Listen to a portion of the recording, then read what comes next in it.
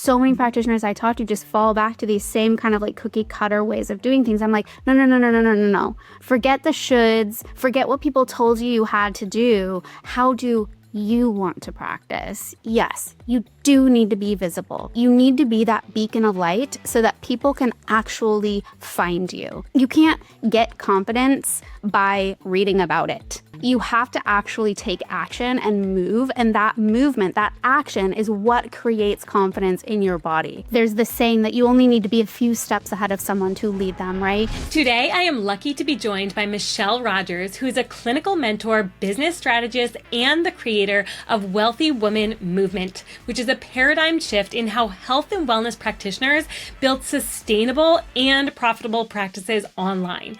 Since 2019, Michelle has guided hundreds of practitioners from diverse clinical backgrounds, including medical doctors, naturopaths, acupuncturists, and so much more, to scale their practice with more freedom, flexibility, and financial security, all while igniting their energy and their passion for work. Drawing from over 13 years as a naturopathic doctor, traditional Chinese medicine practitioner, and functional diagnostic nutrition practitioner, Michelle integrates business strategy, clinical mastery, and energetic alignment in a way that you won't find elsewhere. The WELLthy Woman movement is about building lives of true wealth, full of abundance, purpose, health, and joy. And who would not want that? So without further ado, let's go ahead and welcome on Michelle Rogers. Michelle, thank you so much for being here. I'm excited to have you on. Thank you so much. I am so excited to be here. So we are seeing physicians and clinicians show up online in a way that we really haven't seen before. But I think that a lot of practitioners and clinicians are still kind of stuck in that mindset that they need to work in a clinic or be local to see people. And that can keep them stuck, working a W-2 job or feeling like they need to open their own clinic in order to start a business, which you and I both know is not the case. And so can you talk to us a little bit about how you broke away from that and your experience with, starting your own online practice? Yeah. Well, so yeah, I see this all the time too. It's actually pretty remarkable how, I don't know how it's like so many practitioners I speak with have these blinders on, those horses that are like, trotting down the road and they're like pulling carriages or whatever. And they've got these like little blinders on. Like, I feel like that's so many of the practitioners that I see, like they do not see what's available to them. And I used to be in that same place, in naturopathic medical school, traditional Chinese medicine school, we were not taught business. We were taught, these are the ways, these are the things that you need to do. You can go to residency, you can join another practice, or you can go out on your own, good luck, having fun, making your in-person practice. Like, that was literally like, that was it. Or maybe go do some research project or something like that, like work in the lab or something, or join a supplement company. But regardless, like, our options seemed so limited. And I was part of that too. Like, I applied for residency. I didn't get the residency I wanted. I did get the one that I worked for though, which was kind of funny, totally different story. But what ended up happening is I chose another path, and I didn't go online initially. Like, I joined a practice with a mentor at the time that I had. And so I worked with her for a while. I had a full practice thanks to her and her experience. And I worked there for basically in private practice with insurance model actually at that point for like 4 years. And so that was really intense. And I know a lot of practitioners out there, that's like, that they're like, yes, I have a full practice and I'm credentialed with insurance companies, and there's some kind of like weird prestige that goes along with that, but at the same time they hate it. They're like, I'm arguing, I'm like filling out CPT codes, my eyes are going cross, like I'm not getting paid what I'm worth. People are like, somehow they're taking money from me and I'm getting paid like $15 an hour. Like, what is going on? And then of course there's the whole battles with like medical necessity and all of this stuff you guys know. But holy smokes, like I was sitting there, I was like, I can't do this. Like, supposedly I've reached this pinnacle of success of like what I should love to be doing and working, blah, like whatever. And there was this part of me that's like, I can't imagine doing this for 2 more years, let alone another 20 years, right? Like this is supposed to be my Mhm. career. This is supposed to be my purpose, my passion, my like mission in life. And like I hated it. And I felt guilty for hating it. Like I felt like something was wrong with me. Like, oh my God, did I just like throw away 300K on this education? And like I'm like sitting here like, what in the actual F did I do? Like, what have I done? Yeah. And so I ended up like opening basically this wellness clinic with this other woman across the border. So this all happened in Portland, Oregon, and then I moved over to Washington State, did private practice there, cash based, a couple years. And it was like a little bit better. It was fine. I had a little bit more flexibility, I suppose, but there was still something that wasn't right. And I didn't really know what it was, but there was just this restlessness inside of me of like, there's got to be a different way. There's got to be a better way to do this, to operate, to still help people and utilize the tools and the modalities and like the things that I love helping people with, but like in a different capacity.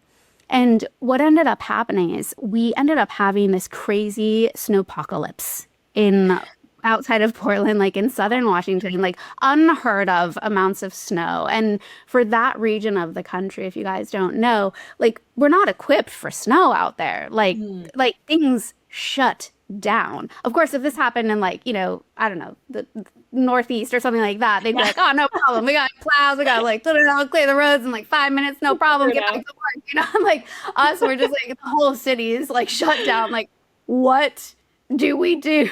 And so I had, like clients on the calendar and all of this. And lo and behold, I was like, why don't I just do these like Zoom calls with these people? Why don't I just like start Mhm. chatting with them in this space? And that was, I think, like the first real light bulb moment for me of like, why can't I just do this? Right. Like, Yep. like, why can't I just do this? But it's incredible too when you realize how tied down to a schedule you are or a location that you are.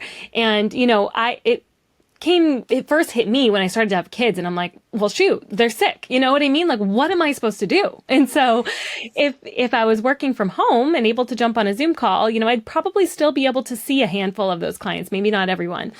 But I wouldn't have to shut down my whole day and then panic that is tomorrow going to be the same, right? It sets off that whole panic that happens when you have to reschedule one day and fit them in the rest of the week. And so, Exactly. yes, I can relate to that feeling so much. And when you finally realize like, oh, this is easier not only on me, but also on them. They're not having to drive into the clinic. They're not having to take an additional 20 minutes before and after, from work to get to the clinic, right? And so, yeah, it's that whole paradigm shift where you're like, wait a second, we've been doing it this way for so long, but maybe we don't need to be. Yes, 100%. And this was granted, like this snowpocalypse, I think happened in like 2017 or something. And it was like that piece that sparked it because no one else was doing it. Like there was no other practitioners that I knew of. Like it wasn't even in the realm of possibility of what I could be doing. And that's why that's what I love to do is just blast open the realm of what's possible for practitioners and not just like starting an online practice, but actually creating an online practice that's in alignment with the lifestyle that they want to live, right? Instead of the backwards approach, which so many people do, where they try to build their life and how they live around their working hours and their clinic hours and their whatever, like, and you kind of fit in your bits and pieces, your hobbies, your passions, your whatever in these blank spots, but like Mhm. the business and the practice takes like front and center stage. And so it's like what we can actually do is take a step back and be like, how do I want to live? How do I want to structure my days? How do I want to structure my week? And then from there, creating, designing, building a practice that actually supports that lifestyle that you want to live. I mean, that is like so much more in alignment when we talk about, holistic medicine, naturopathic medicine, functional medicine, like that makes so much more sense because when you Yeah. are fully resourced, physically, mentally, emotionally, spiritually, financially, all of the things, you're Mhm. actually able to show up Mhm. in a much more powerful way. Not just for Absolutely. obviously yourself, but your clients, your family, your kids, your community. Like it's a win-win-win-win-win situation. But we've been taught to do it backwards. Absolutely. And I love that you said you just like want to crack open those possibilities, because I think sometimes we, even when, so we just did a goal setting session and for our business, and then we did it with a group of people we coach, and they, had a really hard time thinking outside the box. And it's like, well, what if you wanted to make $10 million this year, right? Like, what would you have to do? What would need to be true in order to get there? And it's cracking open that realm of possibility and being like, oh, well, wait a second. I've been doing it this way for so long, but actually, if I just switched to doing it that way, maybe, something different would come of it and we could reach a higher goal. And I also love, focusing on your life goals, because if you are not in alignment, if you are not doing the things that you truly love doing outside of work that light you up, then work is never going to be joyful for you, because you're always going to have that kind of bring that energy to it. Yeah, yeah. And people, again, they just don't even see it in the in the near future, right? They're like it's not even part of what they're thinking of when you talk about vision, or like, what do you actually want to create, or what kind of practice do they want? Like, so many practitioners I talk to just fall back to these same kind of like cookie cutter ways of doing things. I'm like, no, no, no, no, no, no, no, no. Forget the shoulds, forget what people told you had to do. How do you want to practice? Like, so many practitioners, especially in, I think, like the holistic, functional, naturopathic space, they have a lot of different passions. They're like these multi-passionate people. And sometimes I find that they're very interested in integrating modalities that are maybe not as, welcomed as like, conventional medicine or whatever. Like, they tend to like things like human design, or they're interested in astrology or gene keys or Reiki or these other more subtle medicines and healing modalities. And it's like, what if in the online space you started integrating more of who you are and actually started bringing that front and center? Because that unique blend of your magic and your modalities is what's actually going to elevate and position you in the online space as an authority. And your perfect fit, dream, resonant, ideal clients, whatever, are going to see that and be like, OMG, this is my person. Like, what? Like, I have been looking for this person for X amount of months, X amount of years, or whatever. And when we hold ourselves back, when we like hide behind these things because maybe we feel a bit of like shame or weirdness, or we're scared of being judged, that's such a massive one, I think, for practitioners. Like, oh my gosh, I'm not doing it right. Like, colleagues are going to judge me. My family's going to judge me, whatever. It's like, if we hold that stuff back, we're actually doing a disservice to ourselves, to these people who are searching for us. And it's, just not the way to go. And it's interesting too with our community, wellness practitioners, and we're in this space to help people get well on multiple different levels, right? And so, especially the holistic health space. And what's fascinating to me is I meet with so many coaches who are so burnt out and doing so much, trying to do it all, not finding the time for their workouts, for their meal prep, for the things that it's important to them. And it's almost like we're coaching people to do something that many times we haven't quite figured out on our own yet, but is possible, right? And we know that it's possible. And so tell us a little bit about when you first bring on a client that wants to work with you and wants to build their coaching practice online.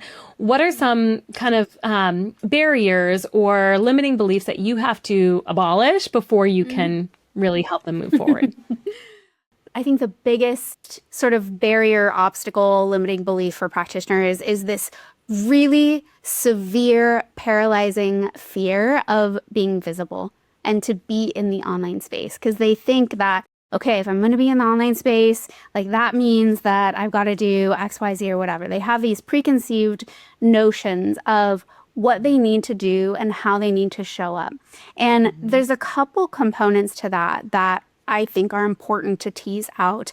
And one is that, yes, you do need to be visible, right? You need to be that beacon of light so that people can actually find you. And there's a couple parts to that.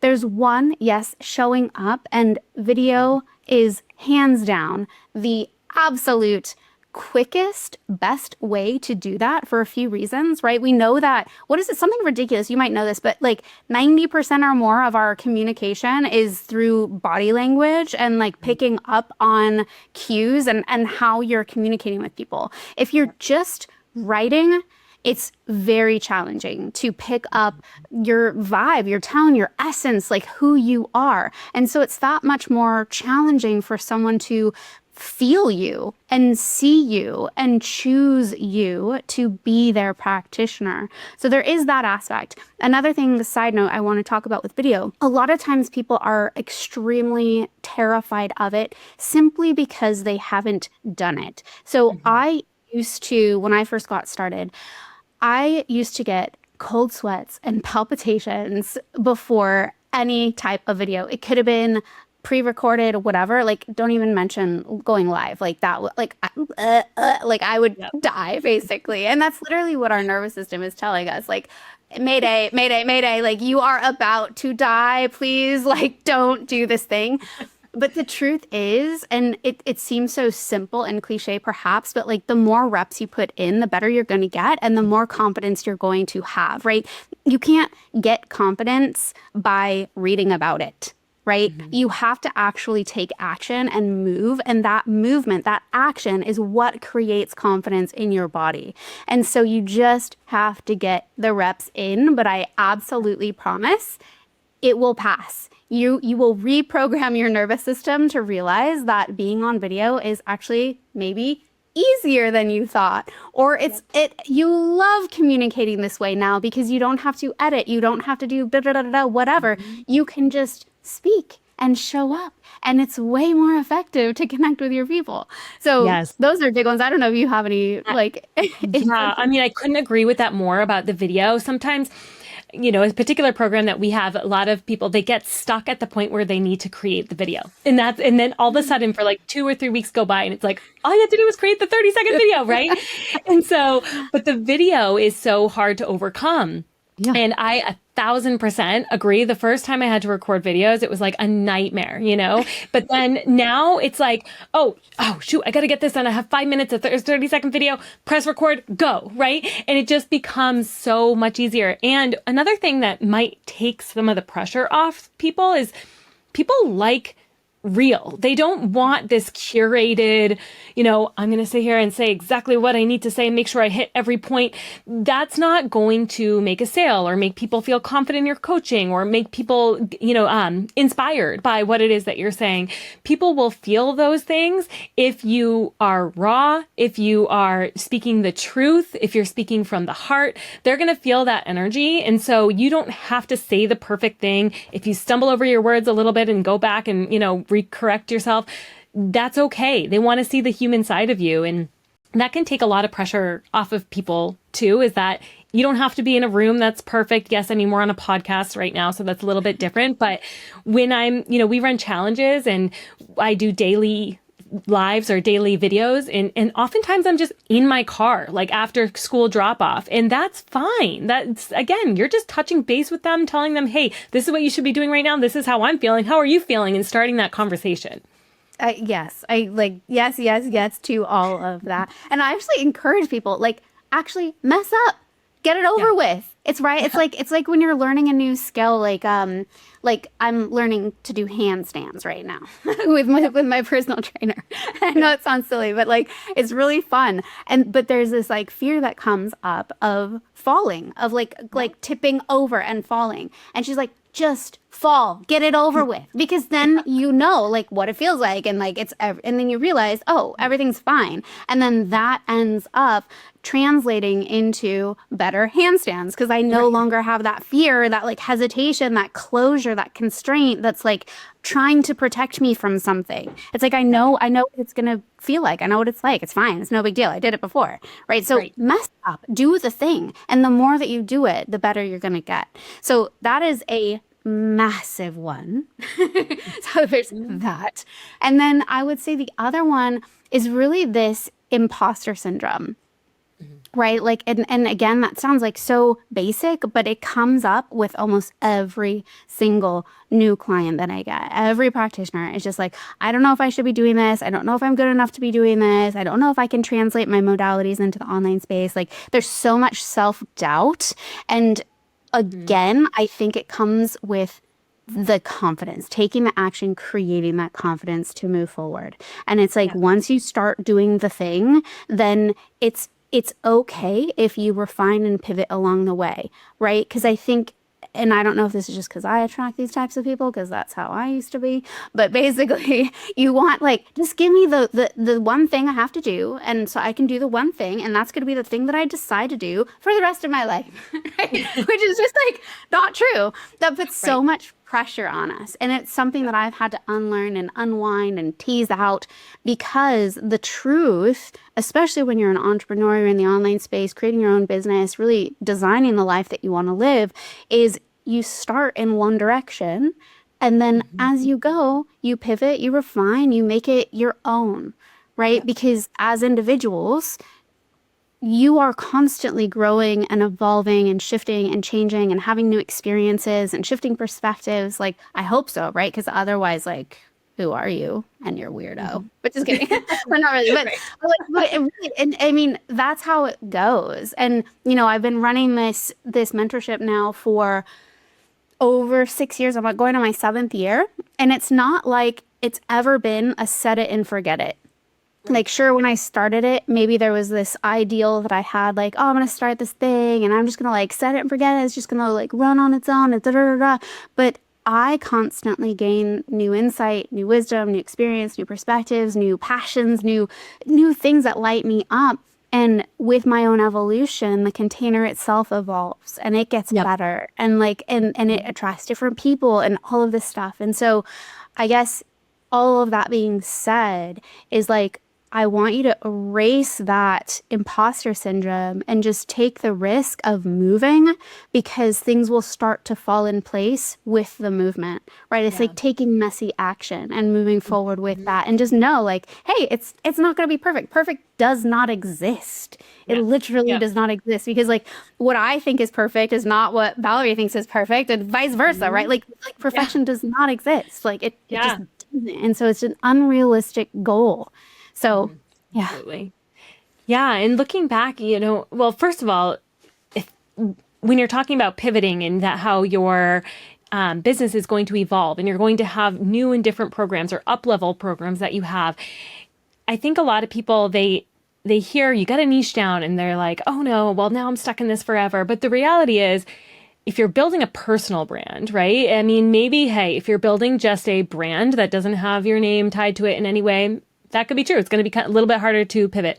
But if you're building a personal brand, people are going to be moving with you. They're not necessarily going to always be moving with the product. And so it's a lot easier to pivot than I think a lot of people think. So I'd love, can you touch upon kind of what are your thoughts around an online practice with your own personal branding versus more just a brand? Yeah. Oh, I love this one. I don't think I've ever been asked this. I love this because it's almost like this is how I've been operating in, and how I teach. I get a lot of practitioners coming in and they're still stuck in this clinical mindset that we've been talking about, where it's like, okay, cool, now I've got a niche and it's going to be pathogen specific or condition specific or whatever. Like, I work with women with, PCOS and da da da da. And I'm like, whoa, whoa, whoa, whoa. What if you worked with a type of person that actually resonated with who you are?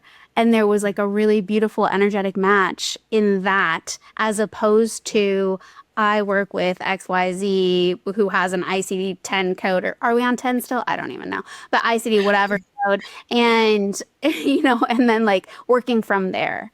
And Yeah. instead, working with, like, for example, my practice when I started it, I was working with high-achieving online entrepreneurs who are mostly in the spiritual coaching space. So that's who I was working with. And because I chose that type of person, there was a natural resonance with us and how we interacted. And I was able to see a variety of different women working with different conditions or whatever without having to state a specific condition. And so that allowed me, as I was evolving and changing and moving through my own personal development journey, that allowed me to shift and change my messaging and my positioning and how I spoke to them, and ended up bringing in different types of people. And so it naturally flowed and evolved, as opposed to being like, okay, this is my black and white box of people I work with, and I don't want to really work with this black and white box of people that I work with anymore. So I'm going to go over here now and see if I can work with this black and white box of people. Like,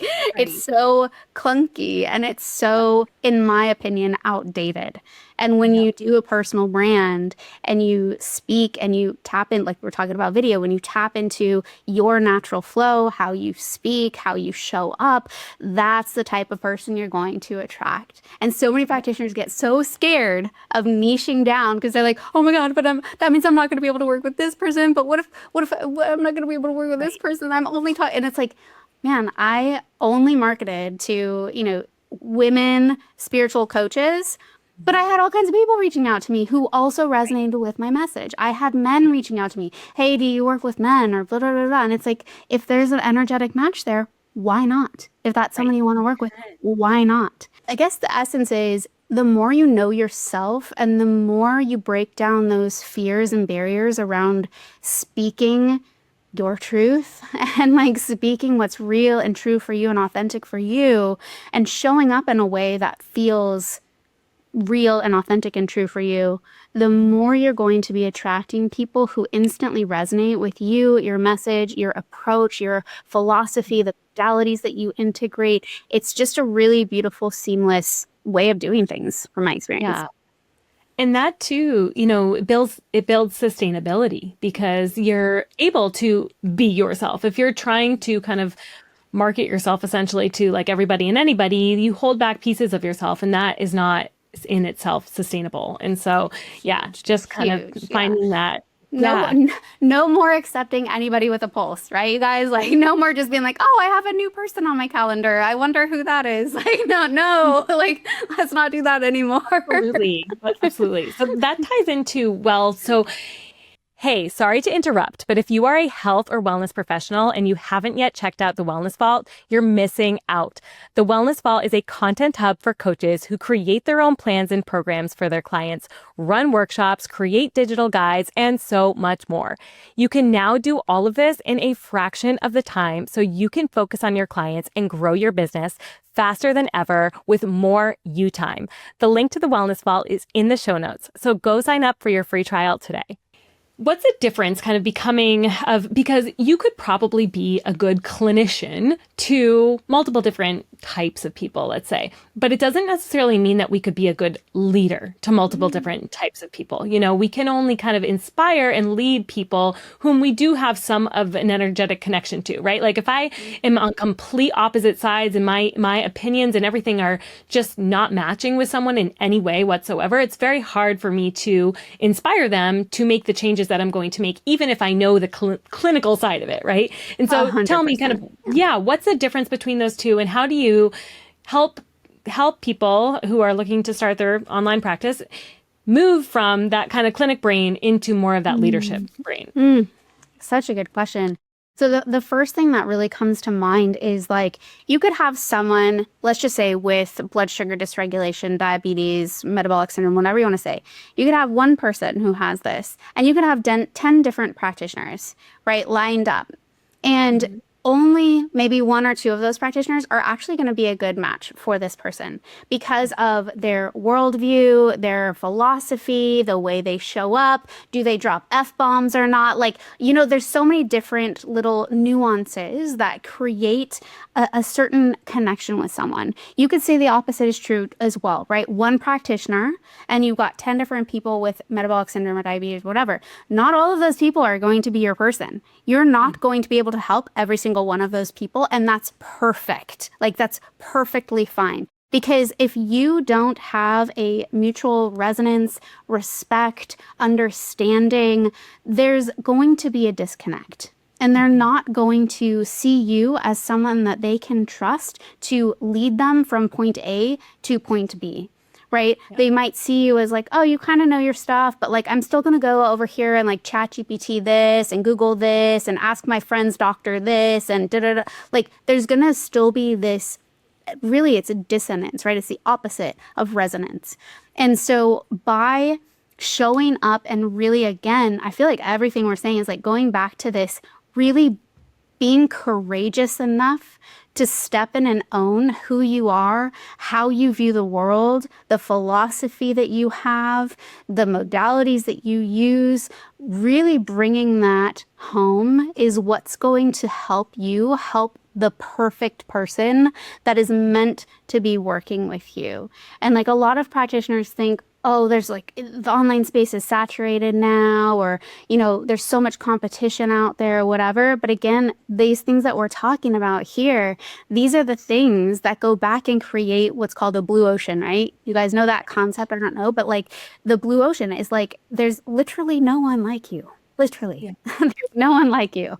And people think like, oh, but if I'm, you know, too blunt or too honest or too XYZ, too much, you know, fill in the blank, I'm going to repel people, or I'm going to disappoint people, or I'm going to whatever. And that's actually the goal. You actually want that to happen. See, like when you think about a magnet, right? There's a magnet can repel or a magnet can attract. Both are necessary to be the magnet. You cannot just be magnetizing without being polarizing. Right. Right. And so it's the polarization, I think, that stands out for people to see you as that leader. That's how you position yourself as that leader, because you're courageous enough and brave enough to stand for what it is that you believe. They see that, they resonate with that, and they're like, yes, like that is my person, like ride or die, like let's freaking go, like this is it.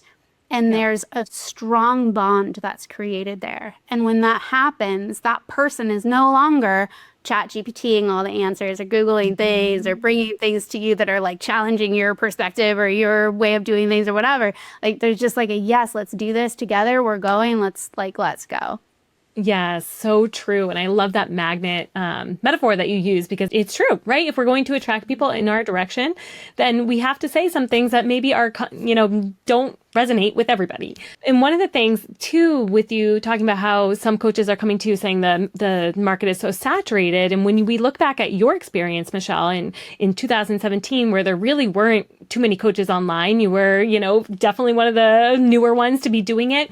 And we look at now, and there are a lot of coaches online, but the flip side of that is that there are also a lot of people that realize that they can get coaching online, right? And so there's also a much larger audience to serve. So I think when people say that, it's like, yeah, sure, you have some competition, but it's because it's a proven concept and people are now actively looking for it. And so take advantage of that. I love that perspective. That is 100% true, right? Like when I started, the pool of people were still like, wait, you can do what online? I don't understand. Does what not is compute. Zoom? Like, yeah, like what is Zoom? Wait, I can do labs still? Like, what are you like it was just constantly like mind blown. And so nowadays it's like, it's commonplace. Like you're like, oh yeah, online, no problem. Got it. Check, like done, let's go. And so yes, there's so many more people who are open to it, right? It's like, it's like, and thanks, I guess, to COVID or whatever, but like that's really where I saw the big shift happen, where it was like, oh, it's like they had this, like that was the snowpocalypse moment for everybody else. It was like, oh, we can do this online. Right. Like, yes, I've been telling you we can do this online. So, you have to do something really hard, which is get over that education piece before you get into the sales piece of getting people to kind of sign up with you and work with you. And getting over that hump to say like, this is why we're doing it the way that we're doing it, and it's possible. Like that part's really challenging. And so, the fact that you were able to do that, kudos to you. But now nobody else has any excuses. Like those coaches who were saying it's too saturated, like put it out. Let's go. Like if other people are having success, you can have success too. Like you're saying, it's like I'm just not a believer of competition and in the marketplace at all. Like, yeah, because of everything we've been talking about. But it's just like, this is it's never been a better time to do this, I guess. I'll just like I'll say that. One of the things that I used to ask myself, because when I first started doing stuff, I was doing a lot of like exercise videos and stuff online. So I was comparing myself to Kayla Etstein's and, some of the people who are like really, and then I would look at those people and be like, well, what is it that's different about them than is about when they started compared to me when I'm starting, right? Because you can't compare somebody's 10th step to your first step.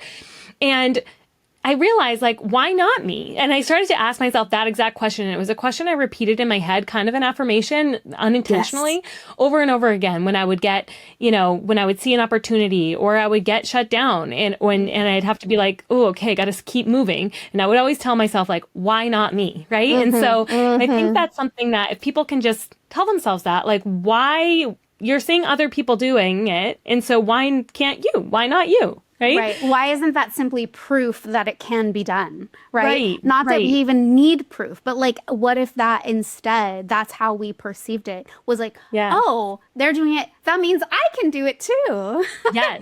Instead of being like, oh, well, they're already doing it. There's no space for me. Right. And another thing that I've realized over time, and, you and I are doing it right now because we both have, we both work with coaches in a certain capacity and we do different things. But I find that the more I collaborate and the more I talk to and the more I build connections and relationships with people who are doing something similar to what I'm doing, the more I grow. And so, trying to be like, well, they're the competitor. I'm not going to do a workshop with them, or I'm not going to do, a podcast with them.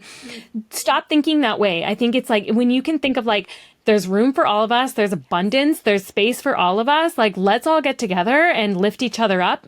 Magic happens. Yes. Like, there's the saying, right? Like, a rising tide lifts all ships. And that's like, it literally does. And again, going back to how we were talking about, like, there's different people for different practitioners for different people. Like, that is so true. And I believe every single industry. That's why, like, having that personal brand, really stepping into who you are and how you show up and being real and honest about what feels good and what is true for you, that's all of the stuff that's going to set you apart from everyone else. Because even say you and I did serve the exact same avatar, the same exact person offered the same exact service, like to the T, people would still choose you over me because of certain reasons, or me over you for certain reasons, because they resonate with one or the other of us for whatever reason. And sometimes we can't even logically explain what that is, right? There's like this weird, wild, primal, innate sense that we have that maybe we don't even realize, but there's something else at work there. And that's the case. That's the case for every single person, practitioner, whatever. Yep, I wholeheartedly agree with that. So talk to me a little bit about your nervous system and how when we are working kind of in a clinical setting or doing the thing that maybe we don't want to do that's really draining our nervous system, how can we start to structure our business or build a business that honors that?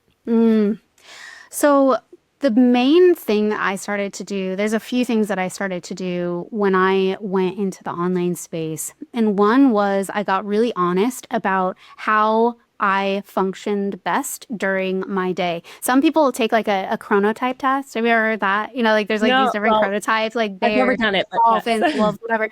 So I'm a bear and I've like mapped out my bear. This was many years ago, but I realized like I need slow mornings. Like I just do. I can't like just jump into something right away, start hopping on calls and da, da, da, da. There's other types that can do that, but that's not my type.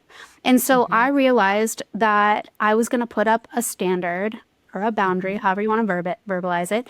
But I knew that I didn't want to start taking client calls until 11 a.m. And I was like, that's when I'm going to start. And that sounds scary and wild. And I've never done that before, but like, I think that's what I need. And I started doing it and it was just like, yeah, exactly. Why not? Right. And so I started doing it and I realized I was like so happy and felt so nourished and felt so like just in my zone of genius. I felt like I was communicating better. I felt like I was like quicker with, knowledge and retention and recall and all of those things. And I was like, I think I'm onto something here. And so I ended up doing that. That was one way that I was able to just tap into what worked for me. And so I became more efficient in how I was working. And so there was this aspect of decreased stress because I wasn't trying to perform or pretend that I was supposed to function in XYZ way because so and so functions that way, right? Like that's where comparison can be really a problem for us. And so it's like, no, like you have your own sort of like operating system. So there's that. And then I also ended up, and this was a really big, scary risk for me to take when I was in the online space, but I started doing it. I've literally never looked back, and clients of mine now have started doing it the same. But I started not taking any calls the last week of the month.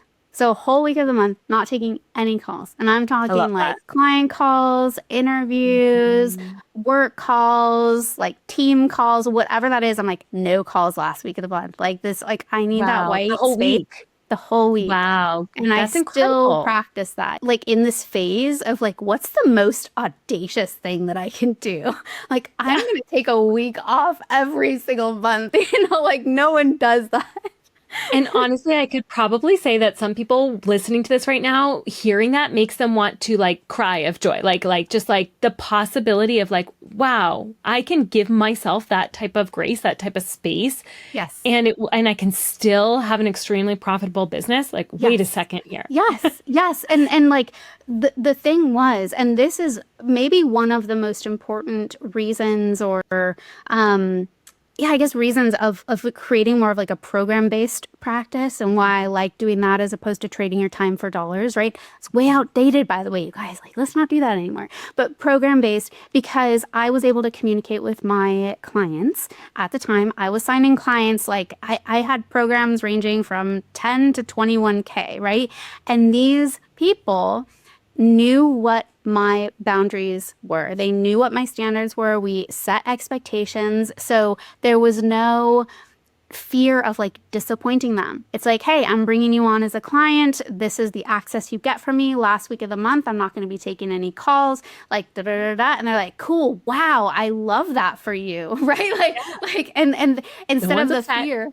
Right. No one's Yeah. upset. No one's like, F you, I'm out of here. Like, I Yeah. mean, the contract, whatever. Like, who do you think you are? Like, but that's what we think is gonna happen. And instead, it's actually like, oh my gosh, like I actually love that you're able to nourish yourself, take that time off, set a standard, whatever, because it actually inadvertently perhaps gives them permission to do the same. Like, oh, I want that. I think I'm going to do that. That sounds incredible, right? And then we've got these people who are also nourished and resourced and like actually showing up in the best possible way that they can because you decided to take that courageous action of, honoring yourself and what you need.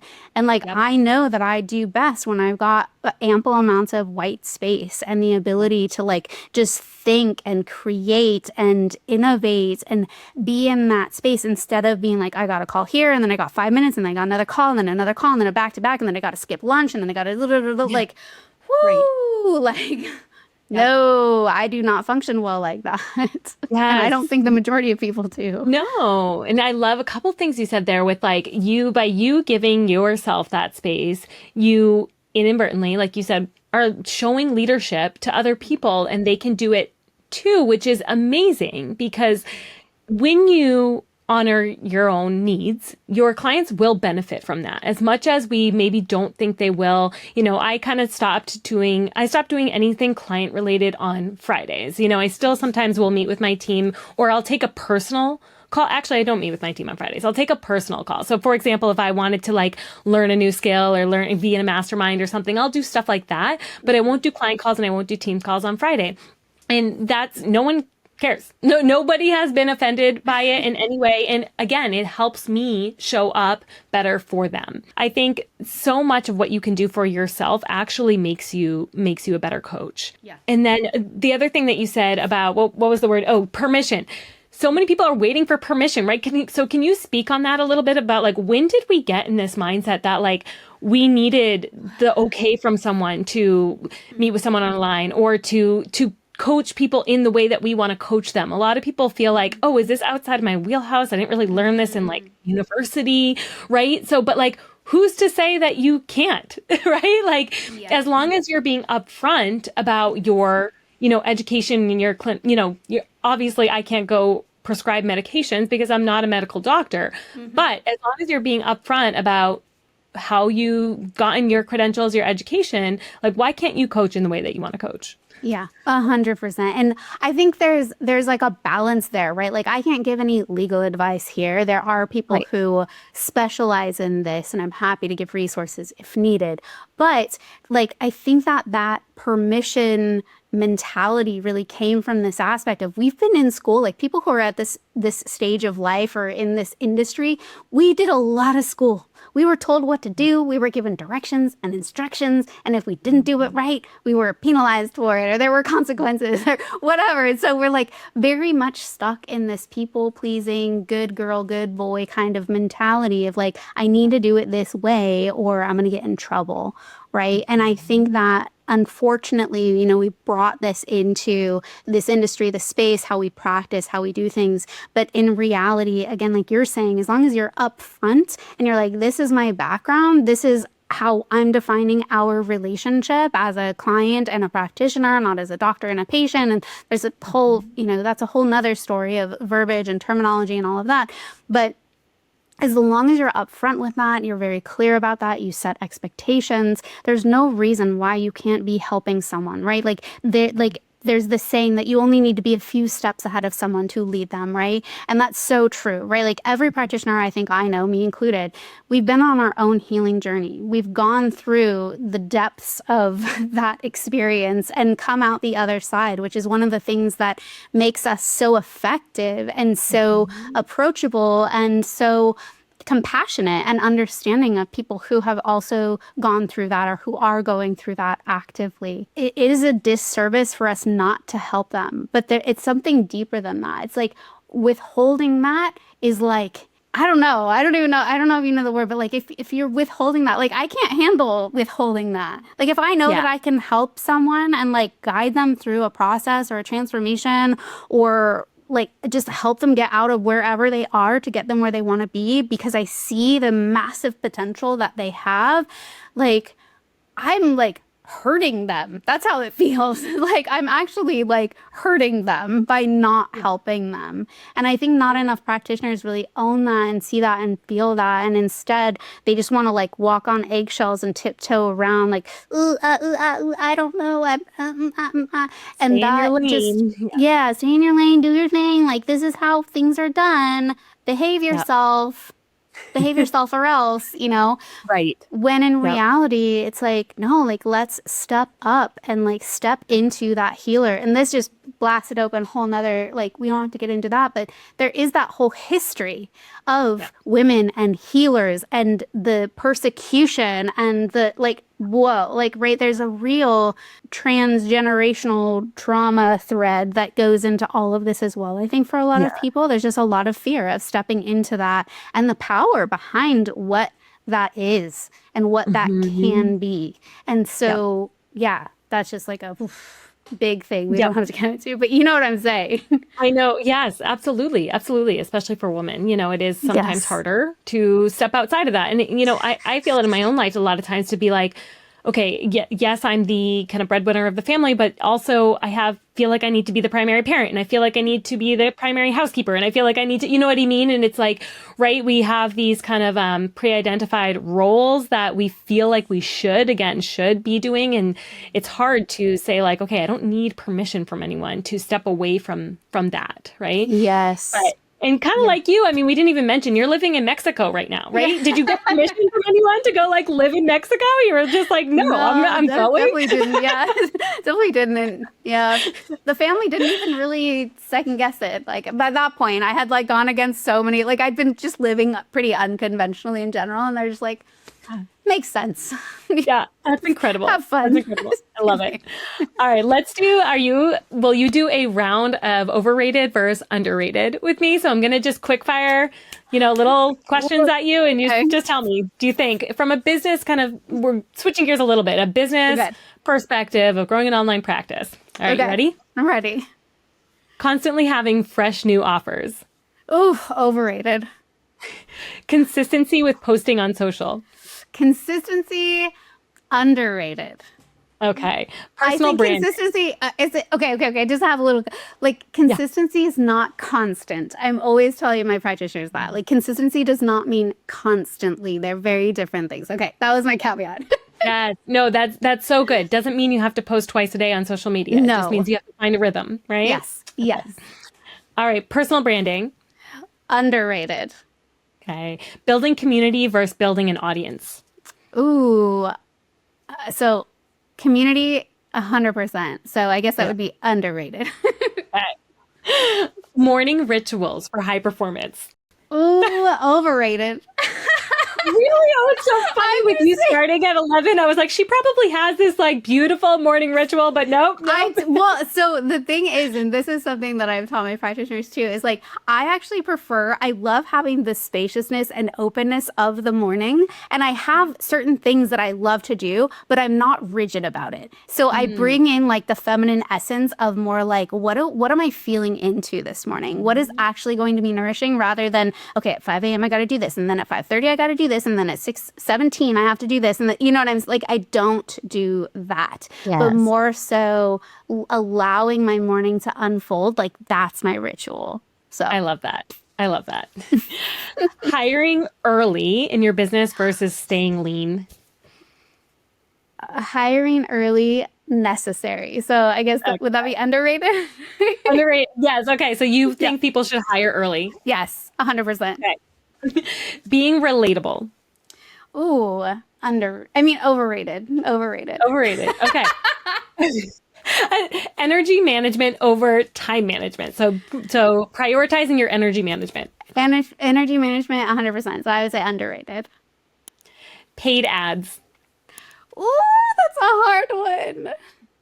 I'm gonna say overrated. Okay. Taking action before feeling ready. Ooh, underrated. Okay. All right. This has been so much fun. Before we get off, can you tell us a little bit about your YES method? Yes. So I have a very awesome, accessible program called the YES Method. And it is all about messaging and positioning. So a lot of times practitioners are like, okay, I bought this amazing offer. I know I can help people. And no one's buying. And a lot of times that has to do with the words that we're using. And when you can just tweak a few words and actually speak to your dream client, that's when you get that instant resonance. So this whole program, it's a bite-sized program, teaches you exactly the words that you need to use to get people to enroll in your programs, whether it's a low ticket program, mid ticket, or high ticket program. I love it. Well, this has been fun. I felt like we were just two friends sitting in a living room together. So this has been so great. Thank you, Michelle, for coming on. Thank you so much for having me. It's been a pleasure. I hope you enjoyed our conversation from today. Any links we discussed will be in the show notes below. Also, we would be incredibly grateful if you would leave us a 5-star review. This helps us keep the podcast going so that we can continue to provide value for all of you. I hope we see you on the next one.